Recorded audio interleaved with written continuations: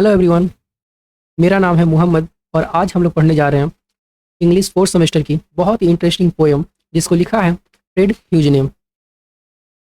Poem शुरू करने से पहले थोड़ा सा मैं आप लोगों को बता देना चाहता हूँ कि ये जो इस चैनल पे आप लोगों को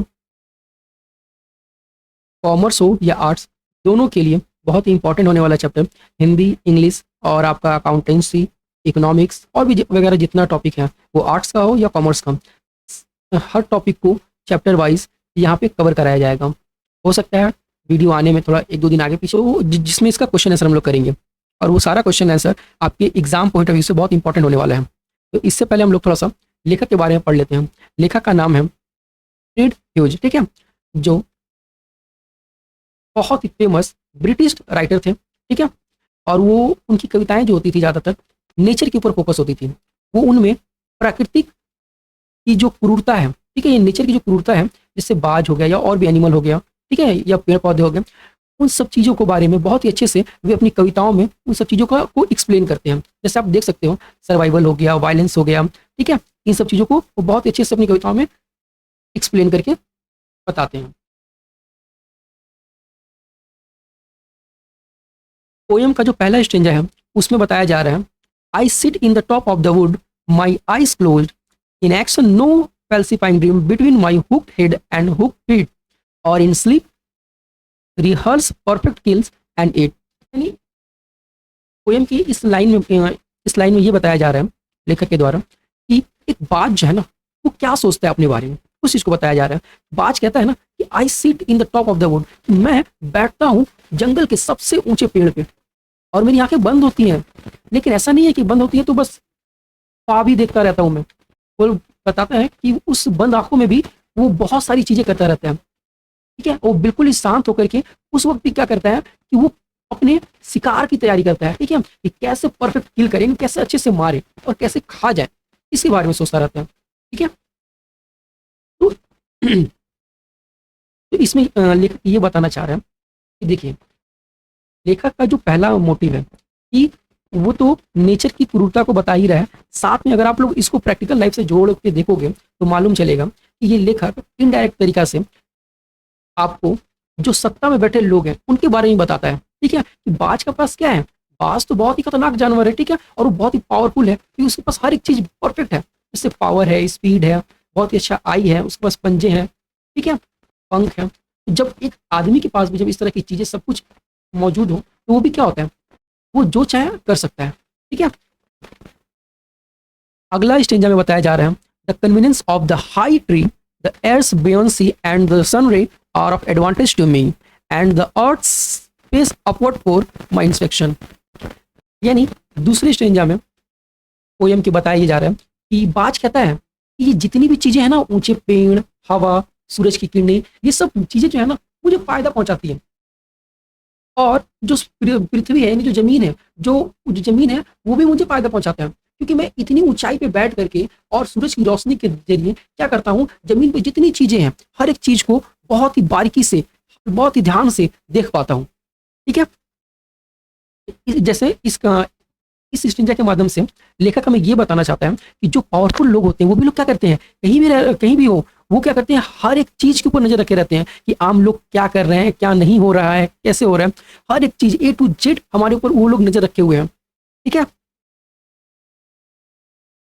तीसरे स्टेंजा में ये बताया जा रहा है, माई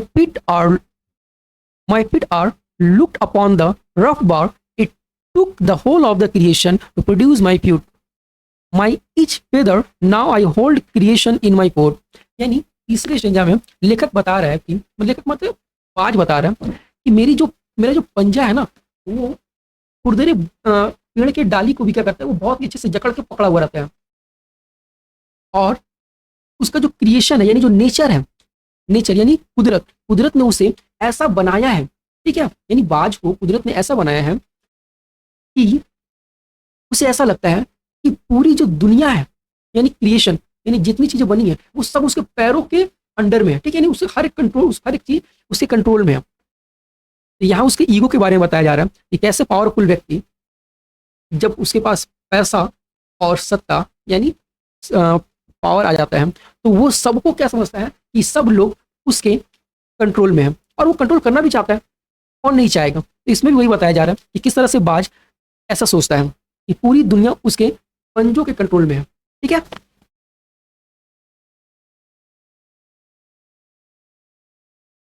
चौथे हिस्से में बताया जा रहा है और fly up and revolve it all slowly, यानी मैं जहां चाहूं वहां घूमूं, आई किल वेयर, मैं जहां पाऊं वहां मार दूं, I please because it all mind, जितनी भी चीजें हैं सब मेरी ही तो हैं, there is no positivity in my body, और बोल रहा है कि मेरे बॉडी में कोई भी चीज दिखावा नहीं है। ठीक है, सब क्या हकीकत है, यानी धोखा टाइप का उसको बॉडी में कुछ भी नहीं है, जो है वो सो है।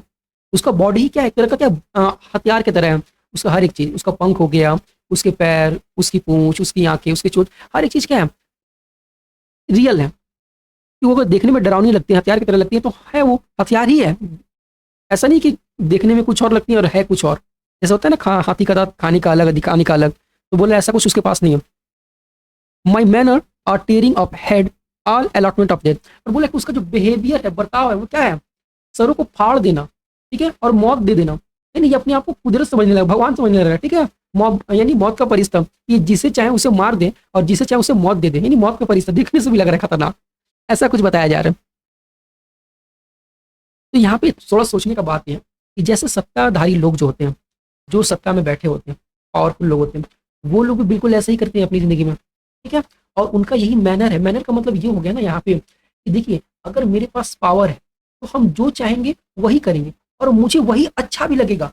और ऐसा ऐसा कोई बात नहीं है, एक आम आदमी क्या कोई गलत काम करेगा ना, उसको फील होता है कि मैं गलत कर रहा हूँ, ये सही नहीं है, दूसरों को तकलीफ देना, ये करना।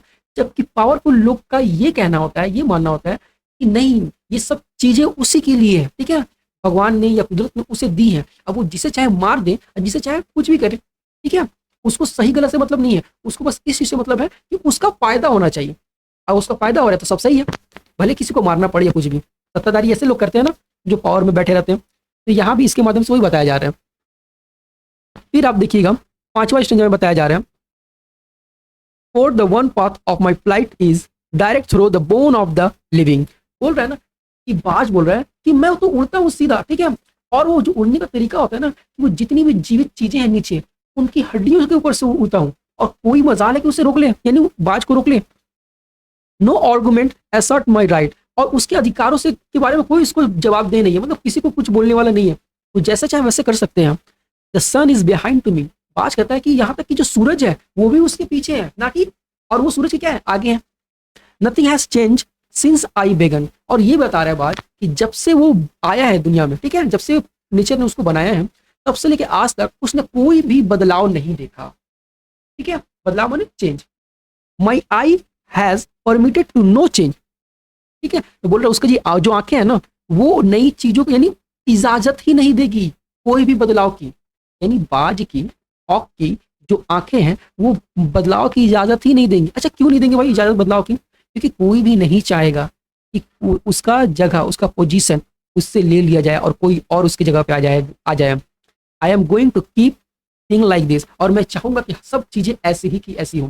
यानी लेखक यहाँ पे बहुत ही अच्छी बात बता रहे हैं इस स्टेंजा के माध्यम से कि जो सत्ताधारी लोग होते हैं वो कभी भी नहीं चाहेंगे कि उनकी सत्ता, उनकी पावर उनसे ली जाए या कोई उनकी जगह पे आ जाए।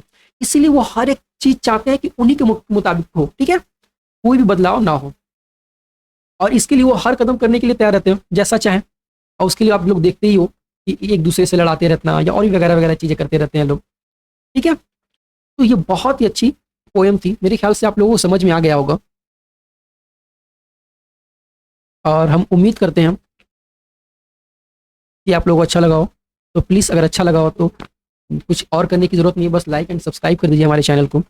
और ये बात भी थोड़ा सा ध्यान रखिएगा कि एक एक करके जितने भी सब्जेक्ट हैं और हर एक सब्जेक्ट का अच्छे से हम लोग एक्सप्लेन करके वीडियो बना करके अपलोड कर देंगे। अगर कोई स्टूडेंट ऐसा है जिसको पढ़ने में प्रॉब्लम है, फाइनेंशियली तौर पे वीक है, या और भी बहुत सारे रीज़न हो सकते हैं, अगर वो फ़ोन से पढ़ना चाहें तो हमारे चैनल से जुड़ करके पढ़ सकता है। ठीक है, और इसके अलावा अगर आप ऑफलाइन मुझसे पढ़ना चाहते हैं तो मेरा नंबर वगैरह भी यहाँ पे मेंशन किया होगा डिस्क्रिप्शन में, आप लोग जाकर के एक बार चेकआउट कर सकते हैं।